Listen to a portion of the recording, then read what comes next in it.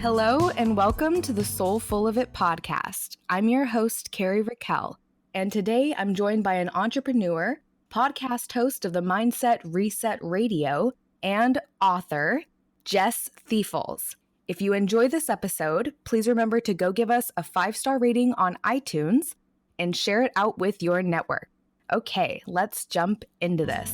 Welcome, Jess. I am so stoked to have you here. Thank you so much for having me. I'm so grateful to be here and talk with you and talk with your listeners. Yay! So first question I'd like to ask, and you actually might not remember the answer, which is okay because I'll help you if you don't, is can you share with us your sun, moon, and rising signs?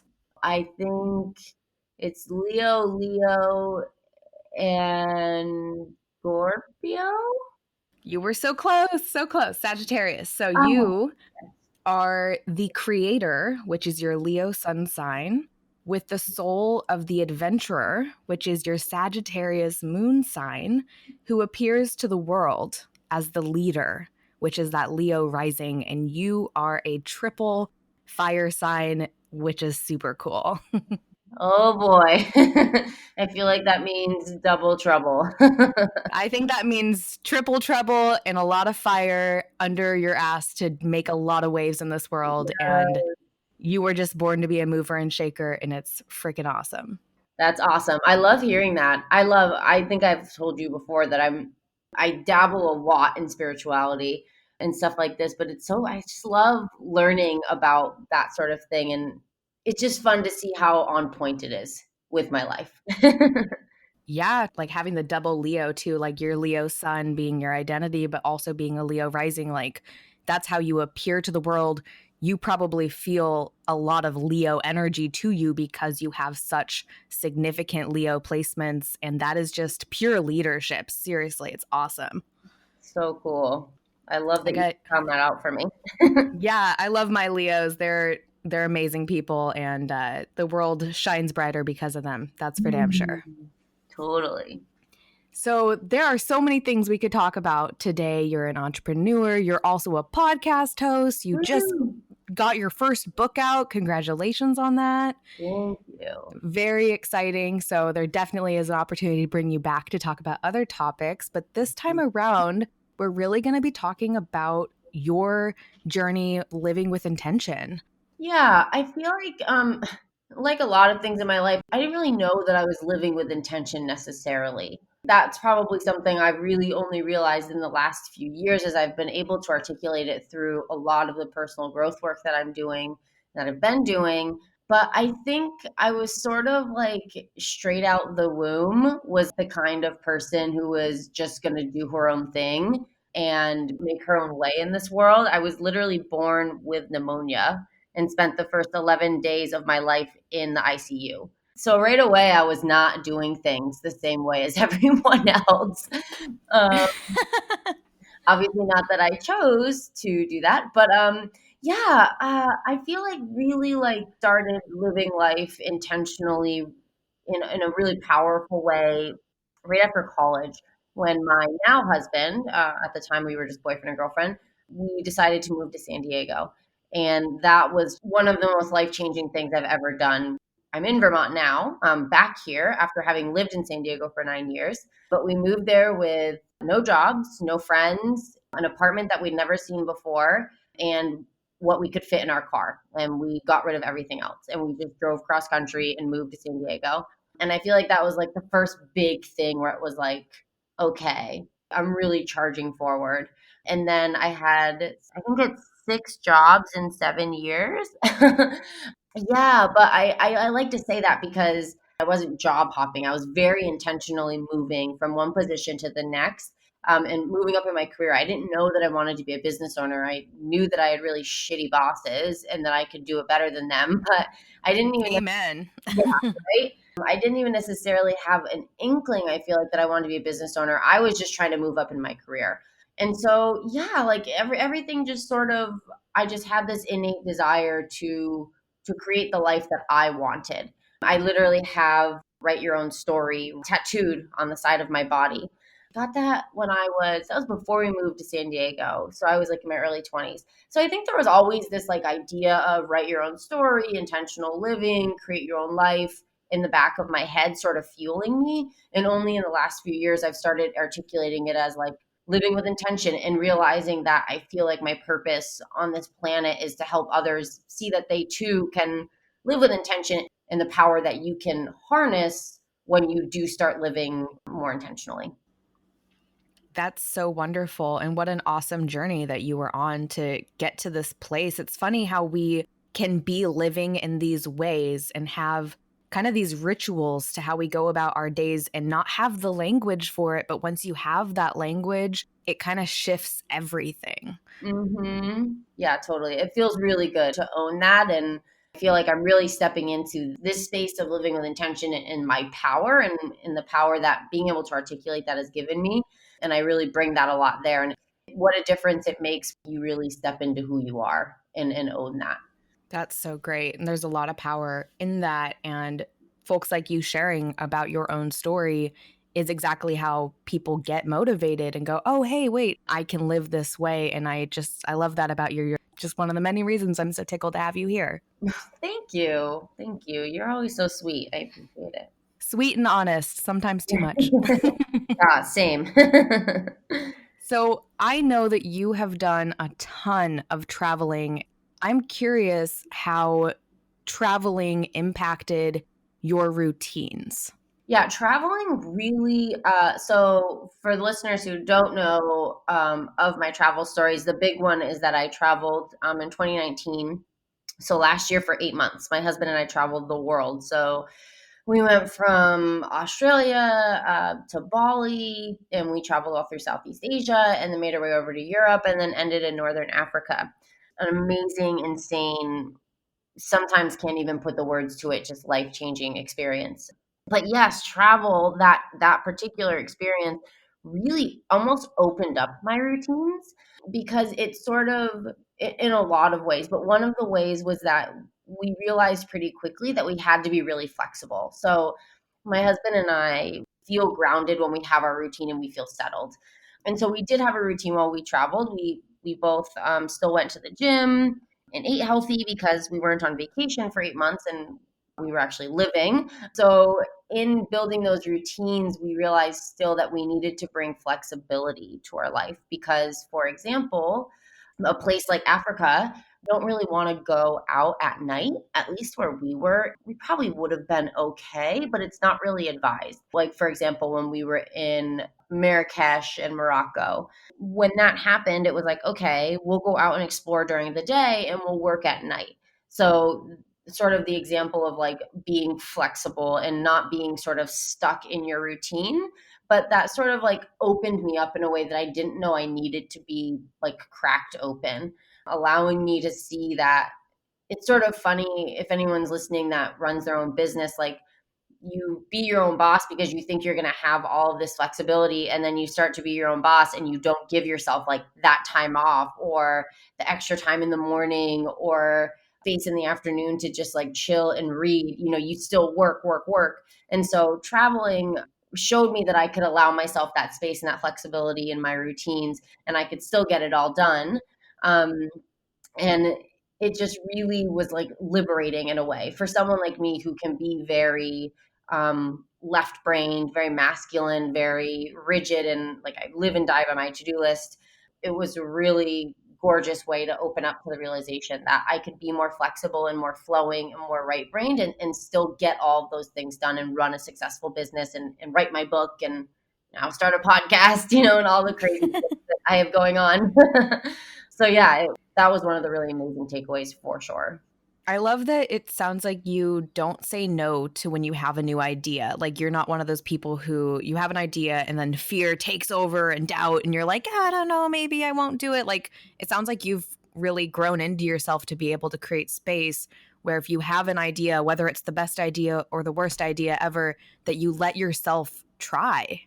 Definitely, definitely. And I'm the kind of person who I have a very, very hardcore no excuses personality. So for me, it's like, what's the excuse for waiting until next week? Like nothing. I don't have one. Like let's just start now. That's a great thing, but it's also a challenging thing. Like one of the things I've been working on this past week, and I've really nailed down even just today, was that I have a lot of projects going on right now and a lot of things I'm really excited about. So probably that's the Leo in me. I'm really passionate and excited. So I just want to pursue it all, but I need to like really pull back. We can do this one piece at a time. We don't have to get it all done right now. Like I know you think you can do that, but you're going to run yourself into the ground again if you keep trying. So pulling back a little bit. Definitely. It's the bite, chew, swallow. You can't just go from bite to swallow and think that you're not going to choke. Yes, I Yeah. love that analogy. That's perfect.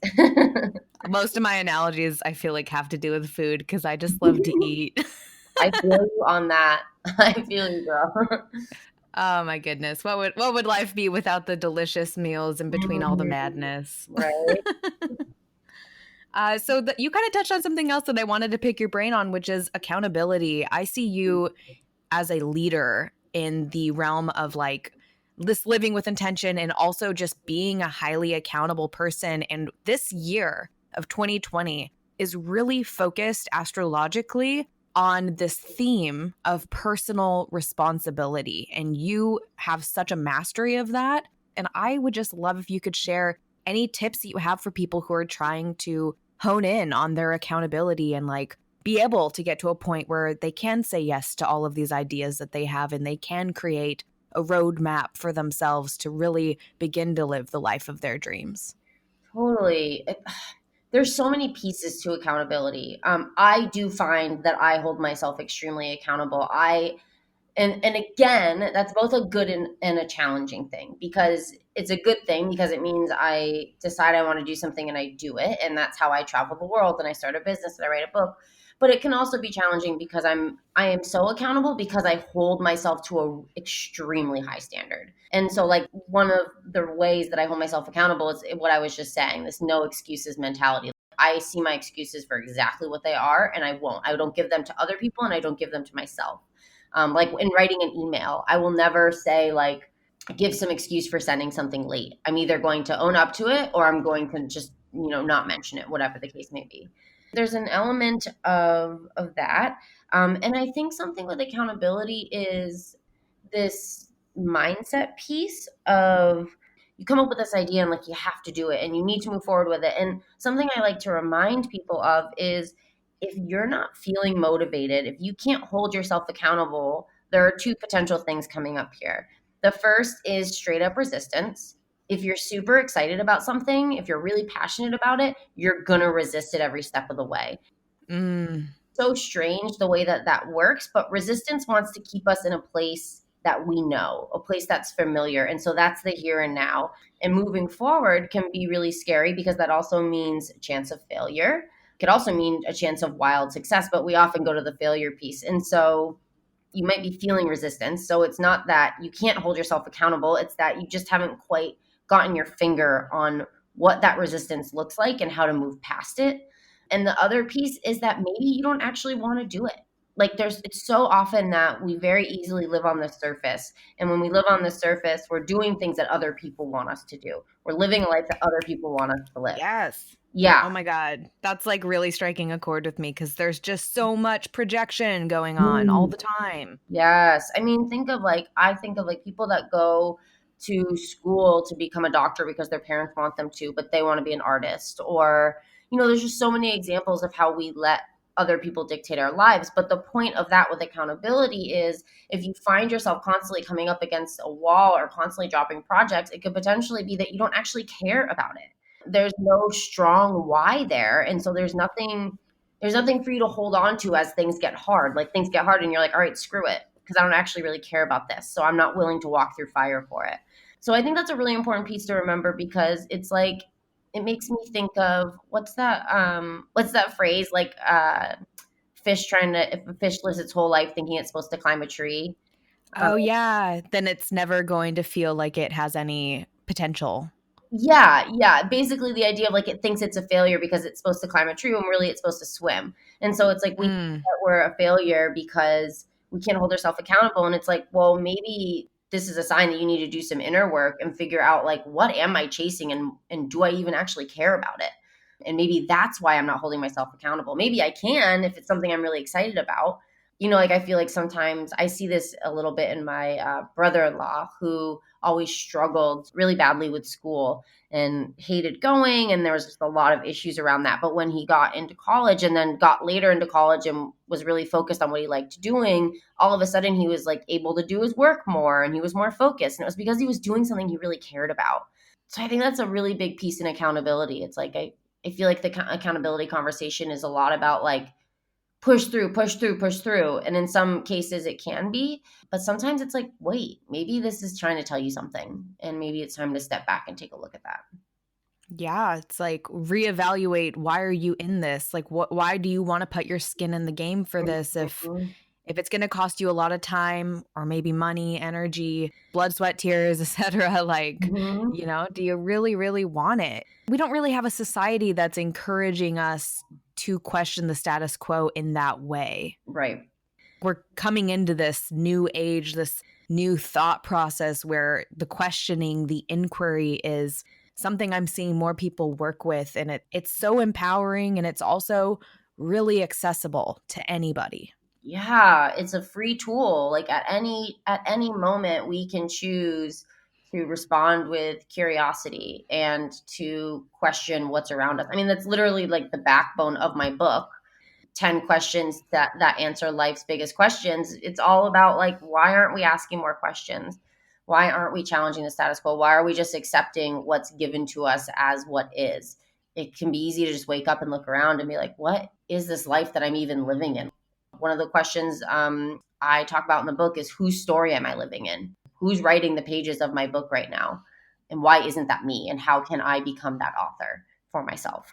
I love that you have that tattoo too. You're so authentically who you are. And I just really admire that about you.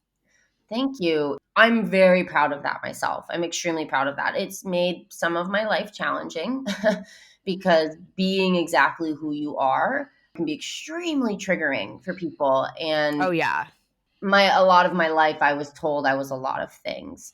And that was just because I was being me, but I didn't know a lot of my life that I was triggering people. So for many years I pulled myself back and I shrunk myself down and I got quieter and I said less, and I didn't want to offend anybody. And it was like, it's only now in this work that I'm doing that I'm realizing, like, you're just triggering the crap out of them. Like, you didn't do anything wrong. You're doing everything exactly right. You need to be yourself. When you are yourself, that is when other people feel free to be themselves as well. But so often people get triggered when we're really living in our power. Was there any turning point for you that really brought you into this knowing of like, I'm just going to be 100% me unapologetically? Because I think as women in particular, that can be really hard to do. Yeah, it was. I mean, it's definitely not a moment, because, like most amazing things in our lives, it all happens in tiny little bits and pieces.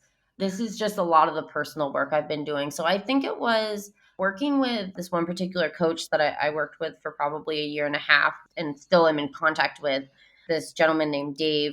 He really helped me start stepping into that. Like, one of the biggest things that we very, very first worked on was this idea that I'm a bitch. My whole life I've been told I'm a bitch by many people. And he was like, that is just not the impression I get from you. I think you've just triggered people and you push people and you give that tough love, and that's hard for them. And so we sort of started stepping into this idea that, like, I am actually a really kind, compassionate, and loving person. And maybe I am a little rough around the edges, but that doesn't mean that I'm a bitch. And sort of like taking that back, that was a really huge step for me. And then the more that I put myself out there and the more that I connected with new people and the more I sort of forged new relationships, that helped reinforce the fact that, like, I am a good person. I just, for a long time, I think I thought that I wasn't a good person. So that was really helpful, working with a coach. I couldn't recommend it more. Working with a coach, working with a therapist. So often there are these things that are lying under the surface that we just don't know are there, and maybe we don't have the tools to access. And so, like, working with someone like him gave me the tools to finally access. Like, I've always very much been myself, but I think I've been a certain version of myself, and now I feel like I am the self. Like, I've been working really hard on going back to the 3-year-old Jessica, Mm. re-becoming the girl I was before life, happened. And before everyone's stories became my story and everyone's beliefs became my beliefs, when I was just, a crazy diva, silly little girl, like that's who I want to be. That's who I'm striving to be every day these days. It's crazy how these projections, especially the language, the words that people throw at us, that they can really stick to us, and then over time we're carrying them, and whether we're aware of it or not, we are still choosing to carry them. And I agree with you so much that, like, working with a coach or a therapist, somebody who can have that bird's eye view to help you see Yep. the bigger picture can really make a huge difference. Yes, absolutely. And especially because the people in your life, they're too involved. It's so hard to get that objective view and that objective like stance on things. So, yeah, in terms of stepping into yourself, sometimes the people around you don't even know how to allow you to do that, or to give like just to have hold space for you to do that. And like my coach definitely held space for me to do that and to be me. Like another thing we worked on a lot was he used to say, like, this is going to sound so cheesy, and I rolled my eyes every time. He would say, "You're fucking brilliant, you know that, right?" And I'm like, okay, guess. And like over time it started like landing, and to look at the inverse of words, like we're talking about, and sort of what people project onto us. He was pushing this on me, like, you are brilliant. You are so brilliant. Look at all the amazing things you do. Look at all what you've done and where you've come from. And so now I really feel that way. Like after working on that for so long with him, like, I'm like, I am freaking brilliant. I am kicking ass at life. I am inspiring. And not that I let that go to my head, but let that feed my soul in a way that feels really good. Like, I'm not a bitch. I'm not a mean person. I'm kind. I'm loving. I'm brilliant. I'm smart, all of these things. It's a powerful shift. Yeah, such a powerful shift. And again, like I want to just like really emphasize time. For any listeners that are maybe trying to make a shift like this, trying to step into your power, trying to really become who you are, despite everyone telling you who you should be, like know that it takes time. Like it took 30 years for all of this stuff to sink in and become a part of me. So it's going to take a long time for it to not be a part of me.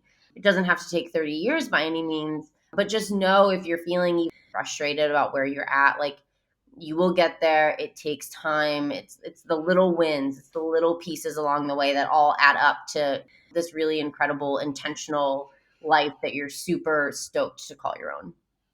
Absolutely. And the 30-year mark is pretty much where most of us are going to be experiencing our first Saturn return. And Saturn returns really are the coming of age. It is the moment that you look in the mirror and you actually see who you are. And at the same time of beginning to see who you really are, you can also see all of the projections that have been placed upon you, whether it was in a loving way, like your parents saying, you are such an A student and you're not an A student, you're a B student. And that's okay. Maybe school isn't lighting your fire. Maybe you're not studying the subject that's going to really make a difference for you or help you make a difference for the world. Like, we are at that pivot point when you hit that mark. So I think you're right on the money when you say that it took you 30 years. I think it will take most people at least 30 years to begin breaking that open. And that's completely okay. Like, you were always right on time.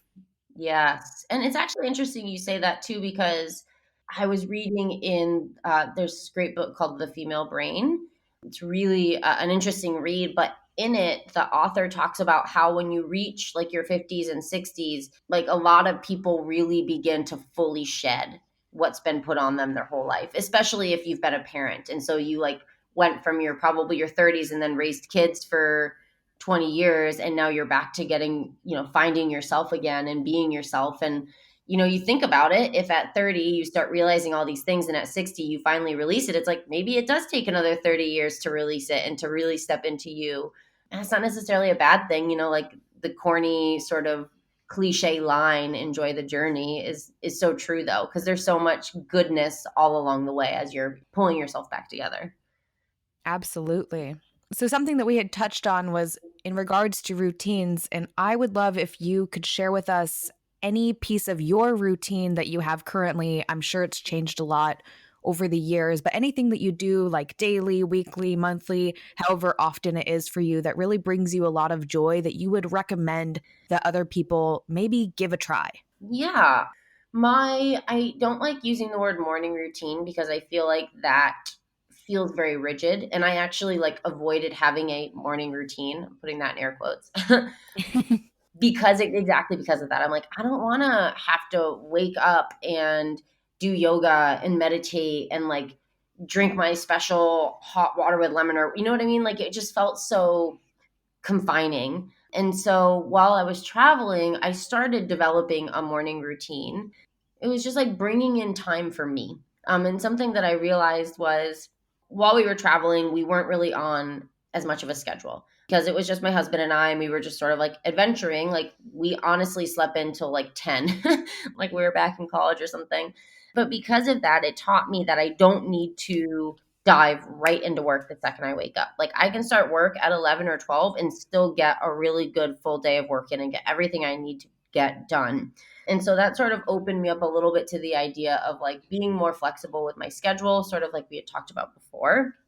And in that flexibility, I really sort of, when we came back from traveling, I wanted to maintain that travel mindset. And so I said to my husband, I'm like, I don't want to be setting alarms to wake up early again. I don't want to be trying to crush an 8-hour day every day. Like, I realize I don't need that. So, like, if you want that, I guess go for it. But I don't want to do that.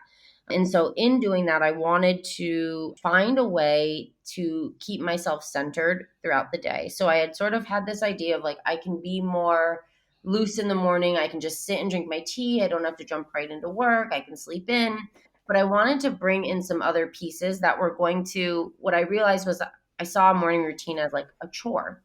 And Mm. I had the mindset shift of what if it was supportive? Like, what if it felt supportive? It felt like something I wanted. And so I started leaning into that idea and really developing what I just say is like my morning me time. And so now what that looks like is just sleep until I want to get up, which is usually around 8ish.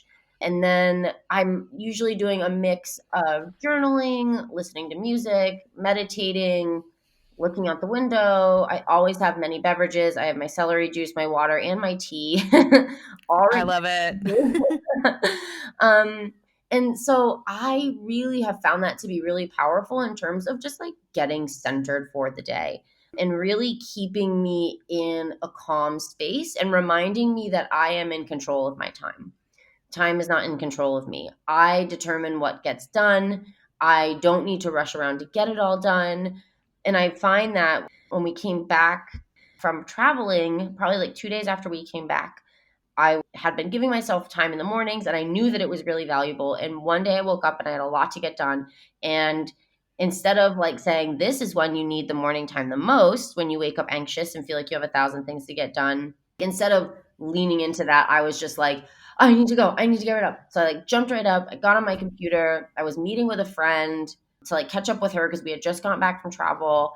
And I love telling this story because it's just the perfect example of awareness and how ridiculous we can be when we're not allowing ourselves to be aware.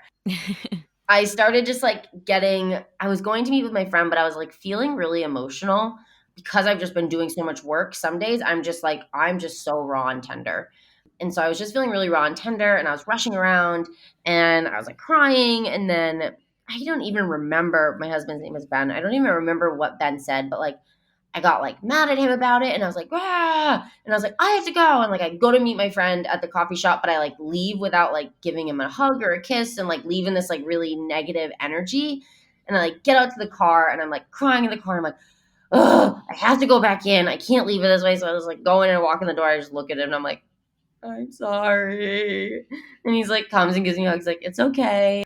And slowly I like pull myself together. But like that is just the perfect example of when I didn't give myself the time, how easy it is to spiral out because I didn't find that sense of calm and that sense of center first thing in the morning. And I feel like all of us have experienced that in some capacity in our lives. And that's been like the biggest value for me is it just really gets my day started in a way that I know will support my whole day. I think it's really important to emphasize that it sounds like you are starting every day for you. Yes, totally. And not what we're taught to do, really. Like, we're kind of taught to start our day, we go to school. We start our day, we go to work. We start our day for other people or in service of other people. But when you shift that, I'm starting my day for me, it's the power of like, I'm living for me. Yes, totally. And in terms of living with intention, it really allows you to bring intention to each day because instead of just rushing into your day, like for example, one of the first things I ask myself is, how am I feeling? For all of you listeners out there who answer that question every time with fine or good, I highly encourage you to pull out a feelings wheel. It sounds really silly, but if you type feelings wheel into Google, there's literally a wheel of feelings and it'll say like happy, sad, whatever. It'll give like the main ones. And then it gives lots of other feelings like hopeless or hopeful or joyful or, gosh, there's isolated. Like there's so many feelings. And that's been a big part of this morning routine for me is really tapping into how I'm feeling and how I want to feel. So I wake up and I ask myself, how am I feeling? Am I feeling maybe anxious? Am I feeling nervous? Am I feeling excited? And how do I want to shift that for the day? And so bringing intention to your day can be as simple as just saying, how am I feeling and how do I want to feel? And the morning is such a powerful time to do that. Even if you feel like you only have 10 minutes, you could still take time for that sort of quick little like mindset check-in and shift opportunity. What a wonderful shift. And that's something that, if you're listening right now, I challenge you Mm-hmm. to begin the next day that you wake up by asking yourself, how am I feeling? And then following that with, how would I like to feel? Mm-hmm. Yeah. And see what that does for your day. Yeah. And you might not like right away. It might be really hard for me when I was working with, she calls herself a heart coach. She does heart math coaching, which is actually really cool stuff. But the very first call, she was like, so every call, we're going to start with a check in and I'm going to ask you these 3 questions. And the first question is, how are you feeling? And she asked me that question and I immediately wanted to cry. Like I immediately got choked up, but I was like, I'm not going to cry in front of this woman within 2 minutes of starting our very first coaching call. Like I'm a freaking disaster over here. But probably like 20 minutes in, we started talking about something and I couldn't stop it. And I started crying. And I was like, honestly, I wanted to cry within 2 minutes. And she's like, what's up? Like, what was causing that? And I was like, just thinking about how I'm feeling. Like, and the reason I think I wanted to cry was we all, as I think I sort of said this before too, is we live on the surface and we so easily live on the surface because it's easier there. And I think when she said, how are you feeling? And when I asked myself in that morning, often that like pokes that thing that's sort of gurgling underneath that we don't want to look at. So it can be scary to ask that question and to actually dive a little bit deeper and like look at the feelings wheel and be like, wow, like I am feeling really lonely today. Instead of saying I'm fine, having that realization can be really hard. That's like when you really step into your power and start living intentionally, because then you really start bringing awareness to the things that are scary and you take their power away by recognizing them and by looking at them and bringing them to the surface. It's such a powerful exercise that can be really hard to do. But I encourage you to really push through and let those tears come up if they come up, because they probably will, and know that it will get easier the more you allow yourself to recognize those feelings and see that that makes up the whole of you. You know, you are all those feelings. So we don't want to hide them or push them down, which is what we're kind of taught to do, I feel like, in life. Yeah, because that doesn't get rid of them. They're still there. Oh yeah. And if you feel like something's been popping up over and over and over, it's because it is, and you're just not addressing it. And it's time to really look at it and say, what can we do to heal this or fix this? You know, that's sort of like the first step on healing journey is seeing those things that you don't want to see. Definitely. So another question I love to ask is there an affirmation or a mantra that you are really enjoying right now? One that I was just right before this, I had like a crying, journaling, music, moving, like working through something really big. Beautiful. Yeah. And the mantra that came to me toward the end of that was, my war is over. Mm. And I wanted to, actually, funny because you and I talked on my podcast, Mindset Reset Radio, about the power of like a positive affirmation. Mm. So my war is over. That was really sticking and feeling powerful. But I'm like, how can I lean into this what maybe feels a little lighter and brighter that still touches me in that place. And so the other flip side of that was peace is here. Ooh. Sort of when I say that, I visualize myself stepping out of an armor suit, dropping it to the ground, and walking forward. So that's really landing with me today, at least. And that's a great one for doing breath work too. I would say I actually imagined my war is over being the breath out and peace is here being the breath in because it's what you're taking in. Yes, I love that. I love that. Because it really helps you embody it and it makes it more real. And that's why I think it's so helpful with affirmations to tie it into the breath because it brings it into your being. Yes. Yeah, absolutely. I love that. What a beautiful mantra. Thank you so much for sharing that. I'm definitely going to try it out. I love that. Yeah, no problem. Feel free to take it. So good. This is the 𝒊𝒏𝒕𝒉 podcast. So I always ask my guests, what are you soulful of right now? I am so full of forgiveness right now. That's lovely. Yeah, it's a big part of what I was working through just before this podcast is forgiving someone and forgiving myself is what actually came up as I was working through it. So, yeah. That really resonates with me. I have been working on some forgiveness myself recently. So I love that you shared that. That's just really wonderful. Yeah, it's challenging, but also liberating and really beautiful and lovely. Absolutely. I would love if you could share with us where folks can find you and connect with you. Yeah, so I would say you can access everything through my Instagram. I'm currently in the process of I have a website, so 𝒍𝒊𝒐𝒏.com, but that's like my business website and marketing, and I'm slowly working on adding this other new arm of my business, the mindset stuff, into that.